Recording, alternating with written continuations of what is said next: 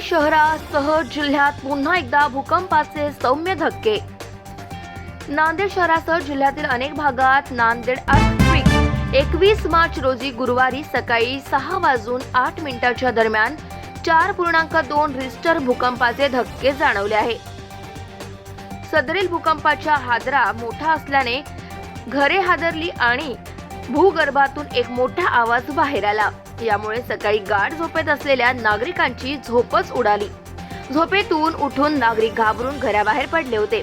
धक्के सौम्य असल्याने कोणत्याही प्रकारची हानी झाली नाही, परंतु नांदेड जिल्ह्यात मागील काही वर्षापासून वारंवार असे भूकंपाचे धक्के जाणवत असल्याने नागरिक मात्र आता चांगलेच भयभीत झाले आहे।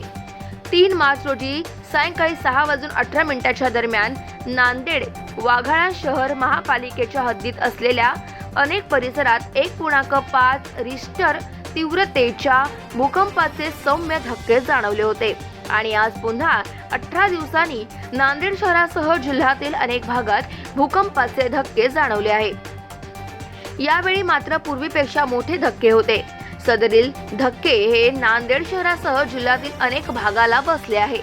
सकाळी 6:08 दरम्यान एक मोठा आवाज झाला। या आवाजासह सौम्य धक्के जाणवल्याने नागरिक घाबरून घराबाहेर पडले होते।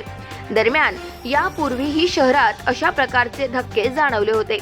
यावेळी सायन्स कॉलेज परिसर हा भूकंपाचा केंद्रबिंदू असल्याची माहिती प्राप्त झाली होती।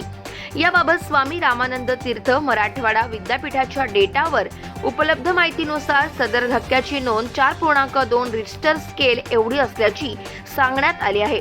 यामुळे सदरील धक्क्यात कुठलीही हानी झाली नसल्यामुळे नागरिकांनी भयभीत होऊ नये असे आवाहन नांदेड जिल्हा प्रशासनाच्या वतीने करण्यात आले आहे।